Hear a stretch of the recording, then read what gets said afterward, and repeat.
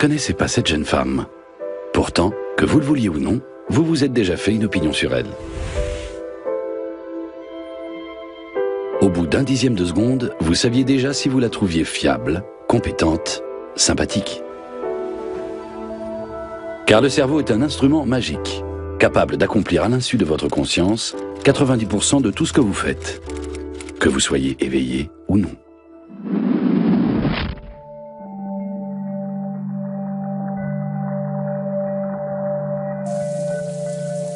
Vous croyez avoir une idée ? Sachez que votre cerveau l'a eu bien avant que vous en ayez conscience. Prenez la deuxième phrase. Tous les mots en sont déformés. Si vous déchiffrez sans difficulté ce méli-mélo de lettres, c'est parce que le cerveau les remet automatiquement dans le bon ordre. Il vous guide inconsciemment dans le chaos du quotidien moderne. Il prend des décisions avant même que vous n'ayez eu le temps de réfléchir et de peser le pour et le contre. Car le cerveau analyse les données de manière automatique. Nous sommes guidés par notre inconscient. La plupart de nos actes relèvent de lui. Les décisions que nous prenons, c'est lui qui nous les dicte. J'en viens souvent à me demander qui commande ici. Sommes-nous encore maîtres à bord? Quelle est la part de contrôle que nous exerçons vraiment? L'influence de notre inconscient s'exerce pratiquement sur tout. Les études récentes le confirment. La tendance n'est pas « on pensait que toutes ces choses étaient inconscientes, mais maintenant on découvre qu'elles sont conscientes ». Non, c'est même tout le contraire. Plus on avance dans nos recherches, plus la part du conscient diminue. La part du moi conscient dans notre tête rétrécit de plus en plus. Notre perception du monde étant lacunaire, notre cerveau reconstitue en quelque sorte les pièces manquantes. Comme ça, on peut continuer à avancer dans la vie. C'est plus simple de procéder ainsi, plutôt que d'essayer de se faire une représentation précise du monde. Notre cerveau se contente d'une estimation sommaire, parce que c'est plus rapide et qu'en général, ça fonctionne bien. Certaines personnes nous plongent sciemment dans l'illusion. Le magicien Apollo Robbins est un peu le gentleman cambrioleur de Las Vegas. Cet artiste nous rend aveugles à ce que nous voyons. Mais notre vue n'est pas concernée. C'est notre cerveau qui l'abuse.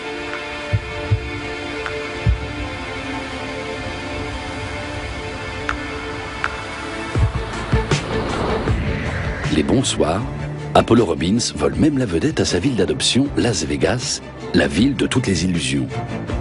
Apollo Robbins s'est fait un nom au Caesar Palace. Un jour, il a même fait les poches d'agents secrets de l'ancien président Jimmy Carter, qui se sont retrouvés sans montre ni portefeuille. Depuis, Apollo Robbins continue à exercer ses talents sur scène et conseille parallèlement des experts en sécurité.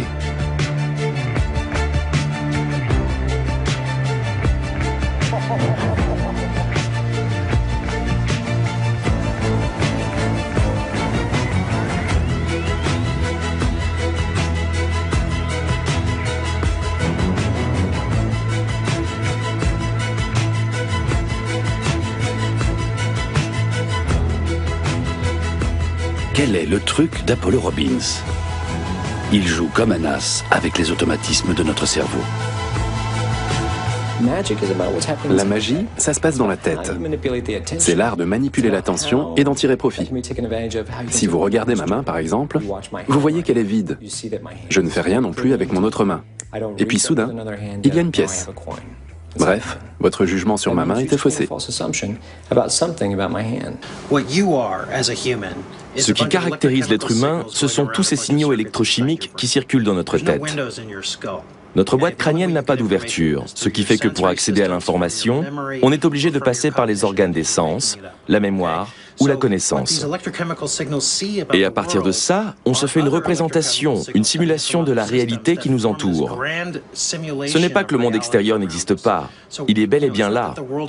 Mais nous ne l'avons jamais habité ni même visité. Le seul endroit où nous vivons, c'est à l'intérieur de notre tête.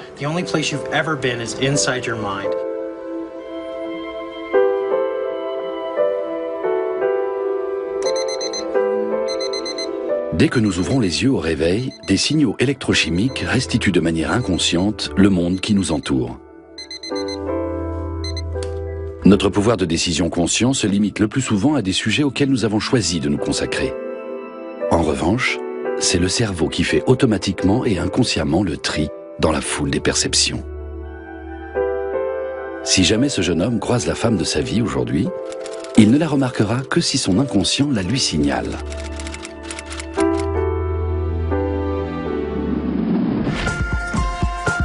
Les gestes routiniers, comme se brosser les dents, sont exécutés par le cerveau sans importuner la conscience.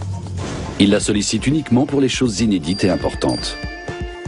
Car il suffit que 4 à 5 informations arrivent en même temps pour que notre conscience soit débordée.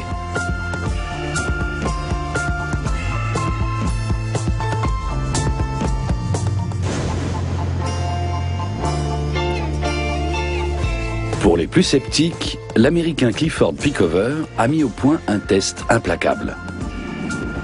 Choisissez un de ces symboles et comptez le nombre de fois où il clignote.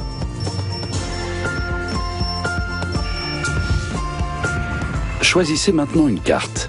Regardez-la attentivement et répétez-en 3 fois dans votre tête la valeur et la couleur. Ensuite, concentrez-vous à nouveau sur l'un des symboles ci-dessous et comptez le nombre de fois où il clignote. Et attention, nous avons enlevé la carte que vous aviez choisie. Pas vrai? Magique? Non. Nous avons simplement remplacé toutes les cartes. Voici les cartes d'origine. Si vous ne l'avez pas remarqué, c'est parce que votre mémoire vive était surmenée. Sans nous en rendre compte, nous occultons des pans entiers du monde extérieur. Tout ça parce que nous nous concentrons sur un objet ou une tâche spécifique. Trouver la tenue adéquate pour le bureau ou pour accueillir un nouveau collègue, un geste trivial à première vue. Il n'en est rien. En fait, de nombreux signaux électrochimiques sont alors activés dans notre tête. Selon certains experts, il serait capable de traiter simultanément 200 000 données de plus que notre conscience. Car notre conscience est limitée au cortex cérébral, une fine couche stratifiée qui enveloppe le reste du cerveau comme un bonnet de bain. En quelques fractions de secondes, près de 15 milliards de neurones du cortex peuvent former de nouvelles connexions. Mais il faut savoir que le feu d'artifice de nos pensées conscientes entraîne une dépense d'énergie supérieure à celle occasionnée par les muscles d'un sportif de haut niveau. Aussi, notre cerveau essaie-t-il toujours de s'en sortir sans notre conscience. Le tronc cérébral contrôle les fonctions vitales comme la respiration et la fréquence cardiaque. Le cervelet joue un rôle majeur dans la coordination des mouvements, notamment pour la marche ou la préhension. Le système limbique orchestre la ronde de nos émotions. De toute façon, notre cerveau a toujours une longueur d'avance. Car un filtre inconscient, le thalamus, décide des informations qu'il juge suffisamment nouvelles et importantes pour les partager avec notre conscience. C'est peut-être pour cette raison que nous avons aussi peu d'influence consciente sur ce que nous sommes, sur ce que nous faisons, y compris sur notre façon de nous habiller.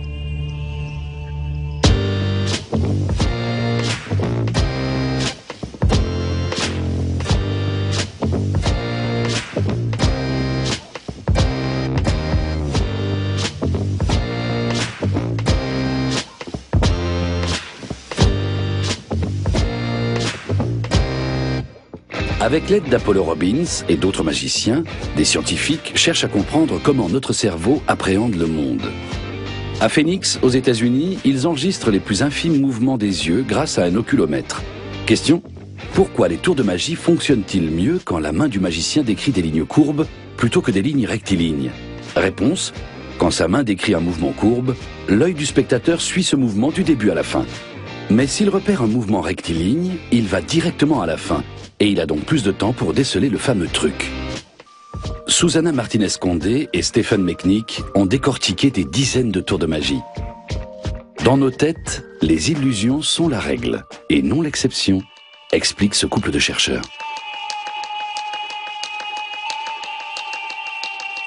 Originaire de Phoenix, Magic Tony est étudiant en psychologie.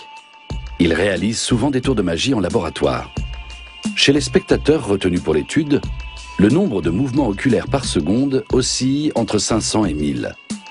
Et pourtant, ils sont loin de voir consciemment tout ce que leur regard balaie.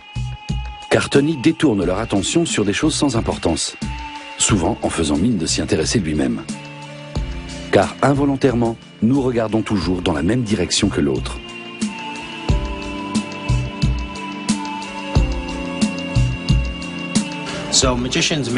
Les magiciens utilisent souvent des petits explosifs pour détourner l'attention du public. Mais le plus souvent, ils se contentent d'attirer notre regard là où il ne se passe absolument rien, ce qui leur permet de faire autre chose ailleurs. Tony déplace la pièce avec un aimant qu'il fait glisser sous la table. Presque toute notre vie mentale est un mélange de processus conscients et inconscients qui se consolident mutuellement, notamment lorsque la motivation entre en jeu. La Bing Nursery School est une maternelle pilote de l'université Stanford près de San Francisco. Son nom est lié au fameux test du marshmallow, ou test de la guimauve, qui a eu lieu ici dans les années 70. Cet exercice, destiné à évaluer le self-control et la motivation des enfants, nous l'avons refait avec des enfants d'aujourd'hui, quitte à plonger des bambins de 4 ans dans un cruel dilemme. Dans ce jeu, il y a 2 assiettes. Regarde, j'en mets un ici et 2 là. Tu préfères 2 guimauves ou une guimauve? 2. 2 guimauves, ok. 2. Tu en veux 2, c'est ça? 2. 2, ok. On va faire la chose suivante. Je vais sortir pour terminer un petit travail. Mais tu peux m'appeler à tout moment en appuyant sur la sonnette. Si tu le fais, tu auras seulement une seule guimauve. Si tu attends que je revienne, tu auras 2 guimauves.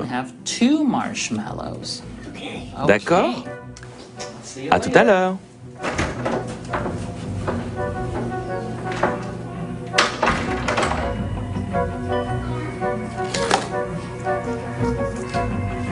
Comme dans le test original, le cerveau des enfants analyse les données de manière automatique. Chacun d'entre eux développe sa propre stratégie inconsciente pour résister à la tentation.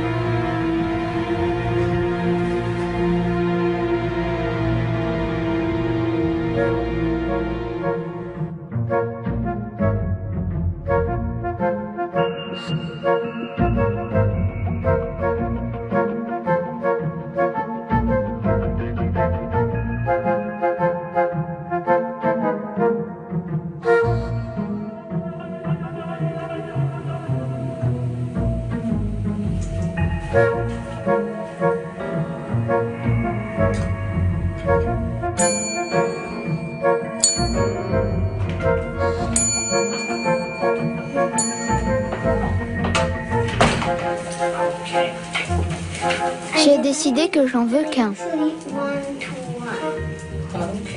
Ok. Tu as appuyé sur la sonnette, tu peux le manger.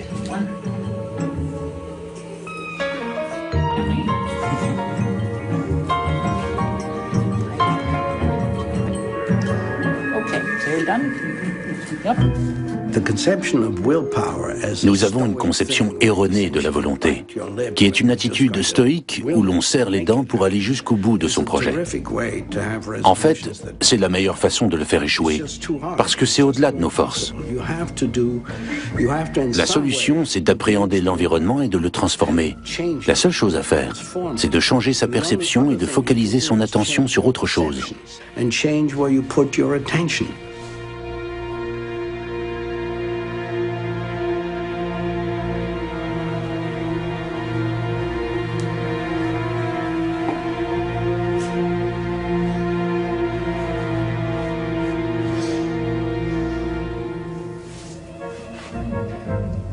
Les enfants qui ont passé ce test en 1970 ont aujourd'hui dépassé la quarantaine. Au fil des années, ils ont été régulièrement consultés. Ceux qui, à l'âge de 4 ans, ont été capables d'attendre un quart d'heure, ont mieux réussi leur test d'admission à l'université. Ils gagnent aussi mieux leur vie. Ils sont plus heureux en ménage et en meilleure santé que ceux qui ont tout de suite englouti leur guimauve.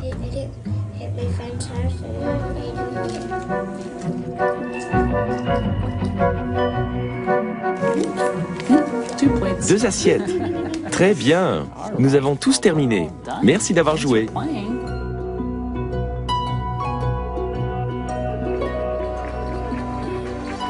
En réalisant certaines tâches de façon autonome, notre cerveau nous facilite la vie. Ainsi, nous pouvons manger tout en descendant les escaliers et en lisant le journal.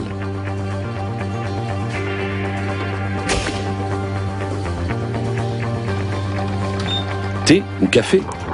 Notre inconscient nous indique quelles sont nos préférences en matière de petit déjeuner, ce qui nous évite de réfléchir longuement à la question. En quelques fractions de secondes, il analyse une foule de données avec un degré de complexité qui dépasse de loin celui de notre pensée consciente. Et pourtant, nous ne nous rendons compte de rien, car seule la réflexion consciente nous fatigue, ce qui nous donne à penser que la raison domine le monde.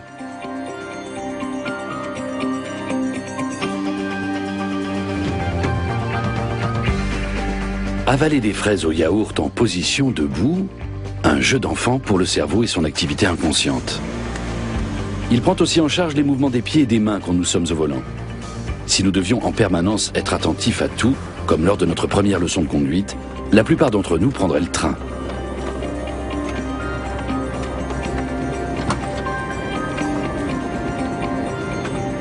Les accidents impliquant des cyclistes, par exemple, sont nettement plus rares dans les villes où il y a beaucoup de vélos, car il se crée un phénomène d'accoutumance et notre pilotage automatique les détecte plus facilement. Mais dès qu'un danger nouveau apparaît, les données analysées sont transférées vers notre conscience. C'est plus souple, mais aussi plus lent. Nous vivons en permanence dans le passé. Tout ce que nous percevons de façon consciente s'est passé un tiers de seconde au moins auparavant. Cela a des conséquences concrètes, par exemple, sur nos réactions dans la circulation. En fait, nous ne percevons pas ce décalage. Nous n'avons pas conscience du travail de l'inconscient. Nous avons l'impression de vivre les choses dans l'instant.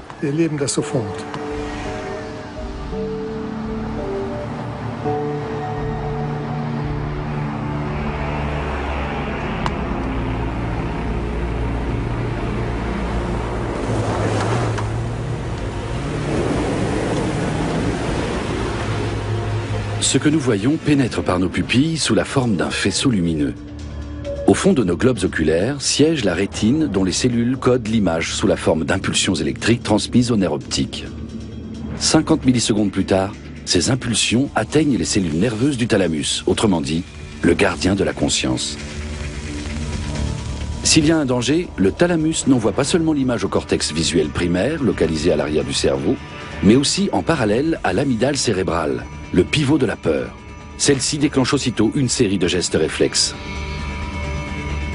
Après seulement 150 millisecondes, on commence à se mouvoir sans savoir pourquoi. Car l'image dans notre tête est maintenant décortiquée par différents modules de manière inconsciente. Certains neurones spéciaux analysent les couleurs, d'autres les contours et les contrastes, avant de les comparer à notre banque d'images et de données fondée sur notre expérience.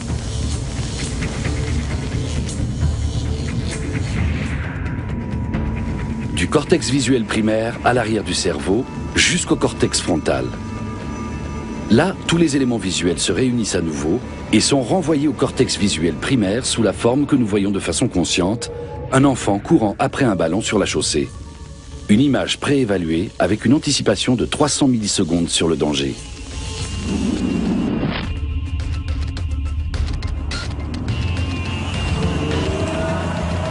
C'est uniquement grâce à ce mécanisme que Martha réussit à retenir l'enfant.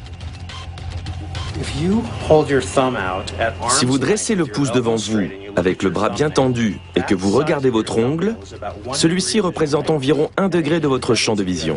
Si vous aviez 360 pouces, il formerait un cercle autour de votre tête. Cet angle d'1 degré, c'est la taille de la fovea, la zone de la rétine où l'acuité visuelle est la meilleure. Partout ailleurs, l'acuité visuelle est bien moins bonne. Dans la perception, notre mémoire est généralement l'organe sensoriel le plus important. Nous voyons à 99% ce qui est déjà présent dans notre mémoire. Seul 1% vient s'ajouter par l'intermédiaire des organes des sens.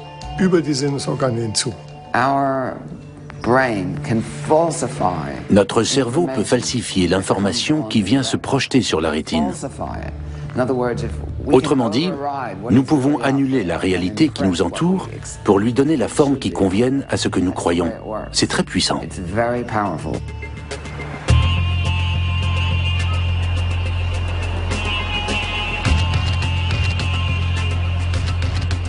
Notre monde est de plus en plus complexe. Un psychologue américain a estimé que le cerveau humain pouvait enregistrer 11 millions d'unités d'information simultanément. Mais seules 40 d'entre elles le sont de façon consciente. Quand on visite New York pour la première fois, on est rapidement épuisé.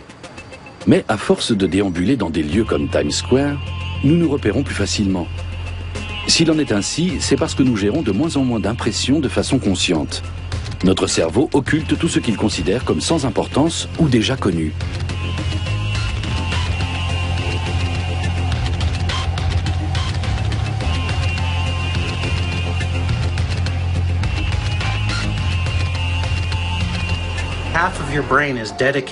La moitié de votre cerveau est exclusivement occupée à traiter des informations visuelles.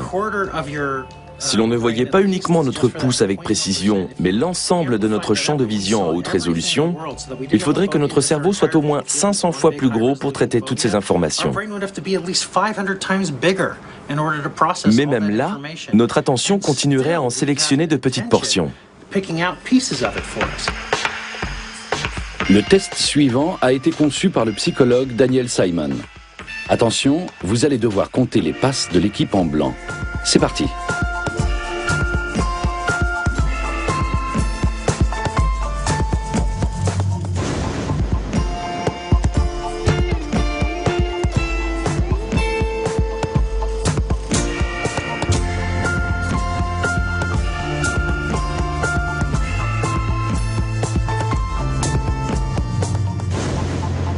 Combien de passes alors? Sachez que la moitié des personnes testées ne remarquent pas la présence de l'animal. Si vous ne voyez pas le gorille au pelage sombre, c'est parce que vous êtes trop concentré sur le problème à résoudre. Comptez les passes des blancs.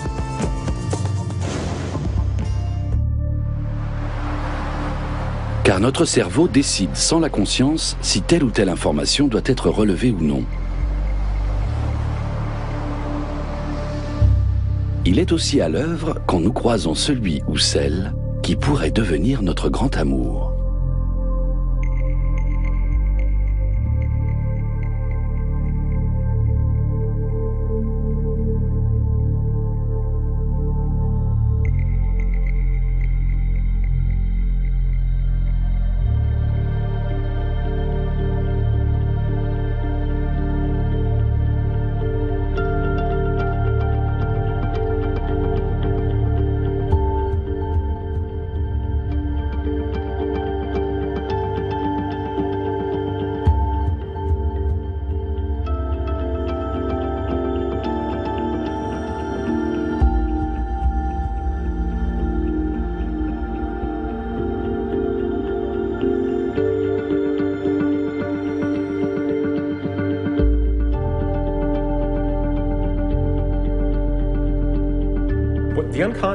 Notre inconscient est responsable du présent. Notre conscience est capable de voyager dans le temps. Elle peut se perdre dans le passé comme se projeter dans l'avenir. Mais qui garde la boutique pendant que nous voyageons entre l'avenir et le passé?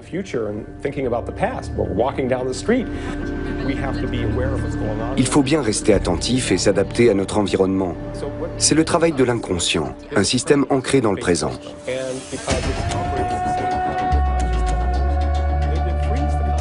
Si nous n'avions que notre conscience, dès que nous voyagerions dans le temps, nous nous ferions percuter par une voiture, par exemple. Notre inconscient gère donc le présent à notre place, et le présent est terriblement dangereux.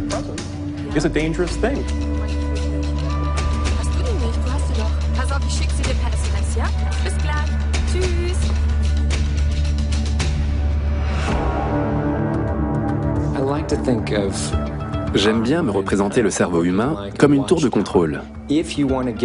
Si tu veux passer devant la tour à l'insu du gardien, il faut le faire au moment où celui-ci ne prête pas attention aux images des caméras de surveillance. Dans mon travail, j'essaie de m'arranger pour que les gens ne fassent plus attention à ce que leur disent leurs yeux et leurs oreilles. Tu n'as rien dans la main à l'exception de ta montre. Non. Tu crois que je peux réussir à te la voler sans que tu le vois? Non. Ok. D'ailleurs, ce serait stupide de ma part de te le dire à l'avance. Ça ne ferait que me compliquer la tâche. Bon, quelle heure est-il? 11h03. Ok. Au lieu de voler ta montre, je vais te donner un objet que je vais te dérober. Cette pièce vaut 50 $. Elle est en argent. Serre le poing. Tu la sens bien? Tu penses que je pourrais réussir à la récupérer? Non. Ok, ouvre la main. Voilà, c'était trop facile. Allez, reprends la pièce. Lève un peu la main, ouvre bien la paume, regarde bien la pièce. Tu l'as vu disparaître? Elle est à nouveau sur ton épaule. On va réessayer jusqu'à ce que tu la vois. Allez, encore une fois. Serre le poing sur la pièce, mais ne tire pas sur mes doigts. C'est un autre tour. Elle est sur l'épaule. L'autre épaule. Elle n'y est pas, vraiment? Ouvre la main. Reculez un peu. Merci. Pose l'autre main bien à plat sur la première. Tu vois la pièce maintenant? Fais bien attention, c'est une question de timing. On voulait boucler l'affaire en moins de 3 minutes. Elle est entre tes mains. Tu la sens? 1, 2, tu la sens? Ouvre la main. Oh, nous avons une jolie montre à la place. On a fait ça en moins de 3 minutes. Maintenant, tu peux reprendre ta montre et tu as droit aussi aux applaudissements de tes amis. Merci.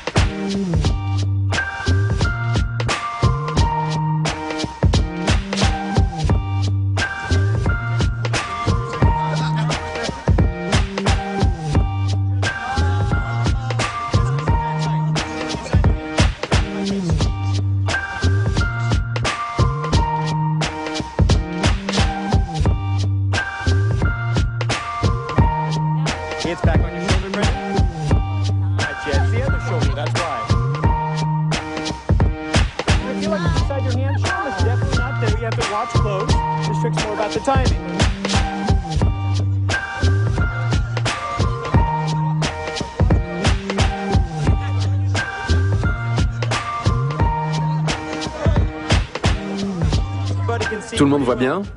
On va se mettre à l'aise, ok? C'est mieux comme ça, non? Maintenant, tu serres la pièce entre tes mains. Le bouton du col est fermé. C'est ta montre, n'est-ce pas?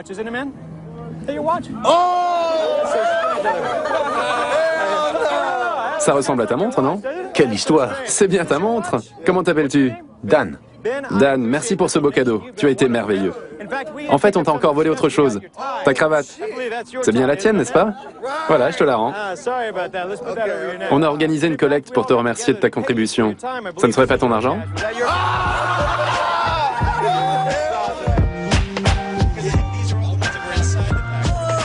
Et celle-là, je l'ai trouvée dans ta boîte à cigarettes.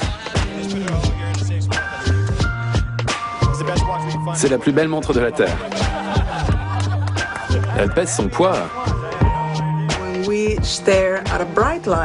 Quand on fixe une lumière brillante, puis qu'on regarde ailleurs, on continue à voir une image résiduelle.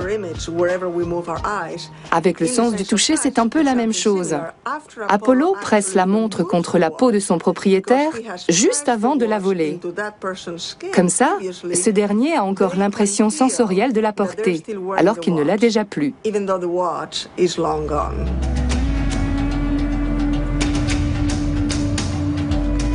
Si l'on peut se déplacer en somnambule à travers le monde, c'est parce que chacune de nos expériences laisse une trace, et donc un souvenir.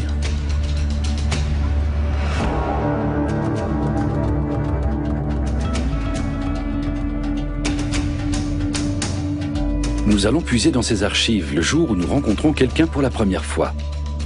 Parce qu'inconsciemment, nous généralisons les expériences passées que nous avons faites avec autrui. Nous avons besoin de moins de 100 millisecondes pour nous faire une opinion sur un visage que nous n'avons jamais vu auparavant. Est-il fiable, compétent, etc. Ces jugements ne sont pas forcément exacts, mais ils ont l'avantage de se façonner très vite. Alex Todorov a confronté des volontaires à des visages qu'il ne connaissait pas. Il est arrivé à la conclusion suivante. La première impression se dessine tellement vite que la raison n'a pas le temps d'influencer la réaction. Des yeux rapprochés, un visage anguleux, sont ressentis comme agressifs. Les visages poupins sont classés dans la catégorie digne de confiance mais pas compétent. Quand la raison s'en mêle, les observateurs deviennent simplement un peu plus sûrs de leur réaction initiale. Mais cela ne signifie pas pour autant qu'ils sont dans le vrai. Les autres nous jugent à partir des traits de notre visage. C'est là la grande découverte d'Alex Todorov. Même si vous n'avez pas l'intention de formuler un jugement, votre cerveau classe le visage dans telle ou telle catégorie spécifique. Ce processus se fait automatiquement. Depuis des années, des scientifiques cherchent à programmer des ordinateurs qui réaliseraient ce que nous faisons apparemment sans effort, reconnaître un visage.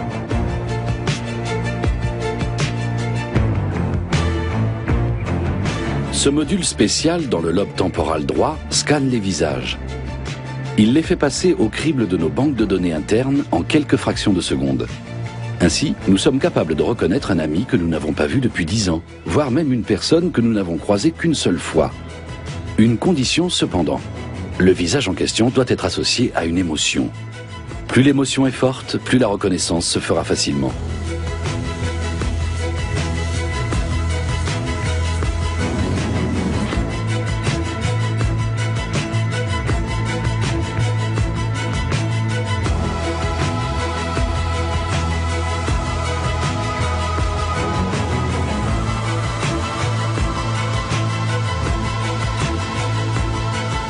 Nos expressions faciales sont dues à l'activation de l'un ou de plusieurs dizaines de muscles composant le visage. Si l'on passe en revue toutes les combinaisons possibles, seulement 3000 d'entre elles sont porteuses de sens. Et notre cerveau les connaît toutes.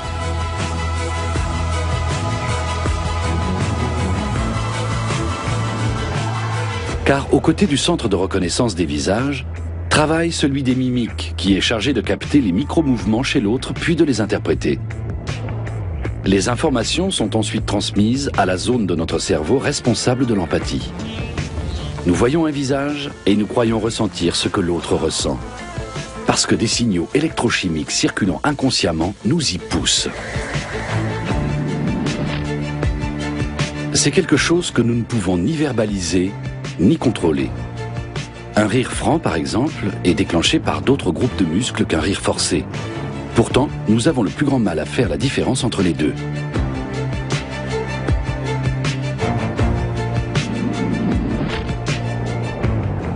Ce qui n'a pas de visage est scanné par le centre de reconnaissance des objets, ici en bleu sur l'image. Chez les autistes, c'est cette zone du cerveau qui s'active en présence d'êtres humains, et non le centre de reconnaissance des mimiques en rouge. Pour eux, un visage est un banal objet, d'où une insensibilité aux émotions de leur interlocuteur. Nous autres, en revanche, nous avons parfois tendance à surinterpréter. Dans une étude, nous avons montré que l'apparence physique des candidats à une élection permet de prédire le résultat des suffrages à 70%, et ce, sur un simple coup d'œil sur une photo. Les personnes qui participaient à cette étude ignoraient qu'il s'agissait d'hommes politiques. Elles ne connaissaient pas ces visages. Henrik Ersson, de l'Institut Karolinska à Stockholm. Ce chercheur a réussi à prouver que les processus inconscients de notre cerveau peuvent nous jouer des tours. Dans son casque en 3D, la jeune femme voit son dos filmé par 2 caméras se trouvant derrière elle. Henrik Ersson effleure la volontaire avec un objet, et il approche simultanément un objet identique des caméras. C'est là que l'incroyable se produit. Toutes les personnes ayant participé à l'étude sortent de leur corps. La sensation du contact et l'image des caméras 3D derrière leur dos finissent par se confondre. Même si la conscience des volontaires leur dit qu'ils sont victimes d'une illusion, ils ne peuvent rien y changer.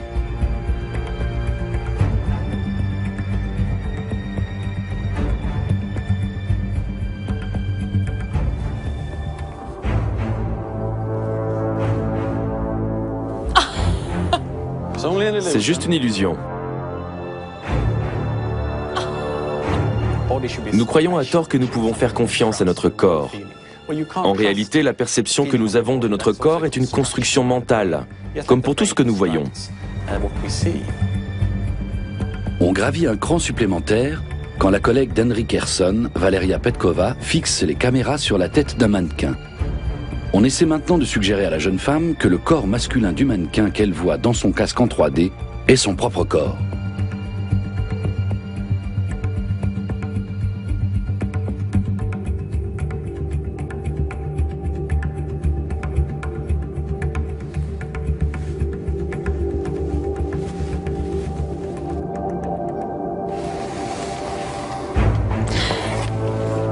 Plus la personne testée réagit aux effleurements, mieux l'échange de corps fonctionne.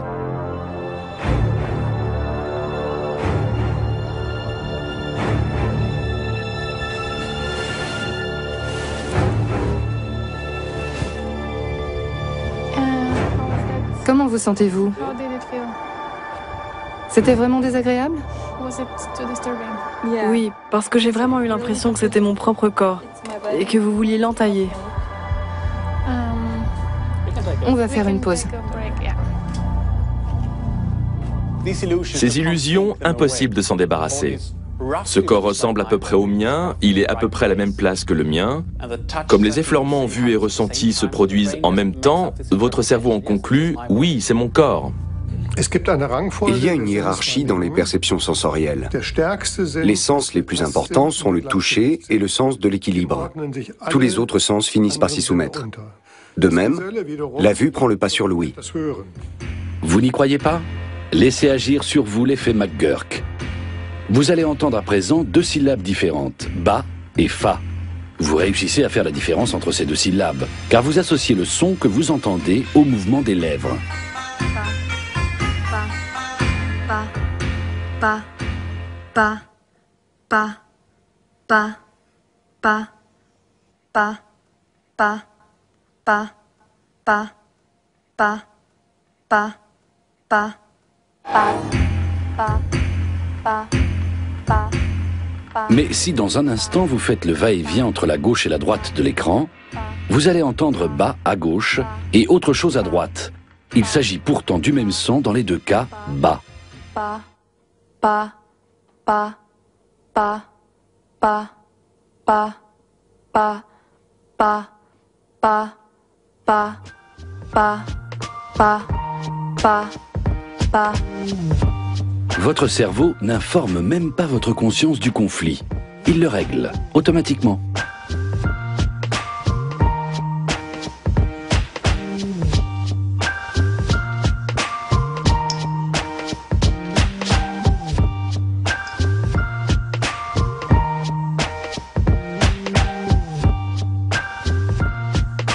Même si vous deviez vous repasser ce film indéfiniment, vous ne verriez pas le truc d'Apollo Robbins.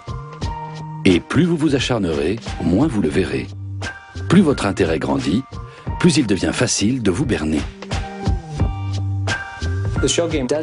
Le jeu des coquilles ne fonctionne que si vous êtes impliqué émotionnellement.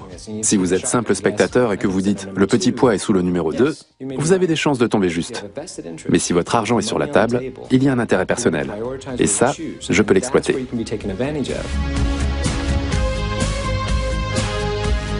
Pas étonnant que notre premier rendez-vous galant nous mette les nerfs à vif. En quelques fractions de secondes, notre cerveau scanne une foule de détails. Finesse de la taille, rondeur des hanches, dilatation des pupilles, symétrie du visage, odeur, et vérifie ainsi si nos systèmes immunitaires sont compatibles.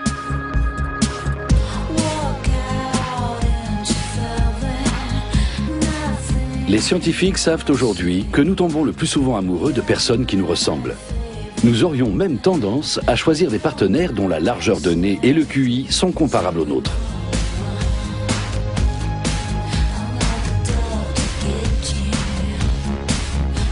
« 90% de notre communication émotionnelle est non verbale. Et plus l'autre imite nos gestes et nos expressions, plus nous tombons sous le charme. Et plus nous l'apprécions, plus nous l'imitons, jusqu'au rythme de la respiration quand nous nous parlons.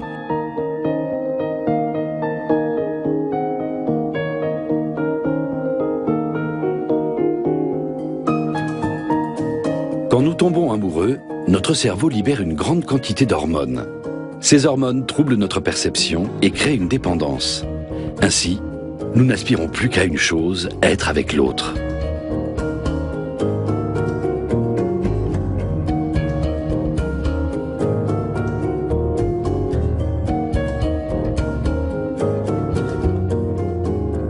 Contrairement à une idée communément répandue, les hommes tombent plus vite amoureux que les femmes et de manière plus durable. Mais chez les deux sexes, c'est l'inconscient qui décide, avec une bonne longueur d'avance sur notre raison.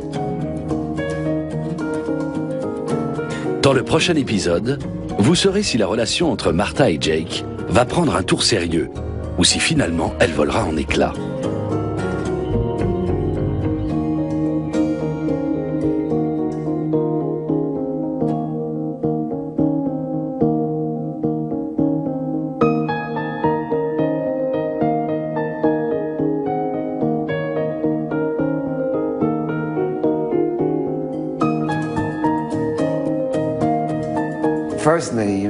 Vous regardez une femme, une partenaire potentielle, et immédiatement vous vous mettez à assimiler toutes sortes de choses. Sa façon de parler, son apparence physique. Le plus petit mouvement est intégré à des processus complexes, et à la fin, le cerveau va trancher. Acceptable, elle me plaît. C'est incroyable. Vous rencontrez quelqu'un dans le train, et une semaine plus tard, vous êtes ensemble.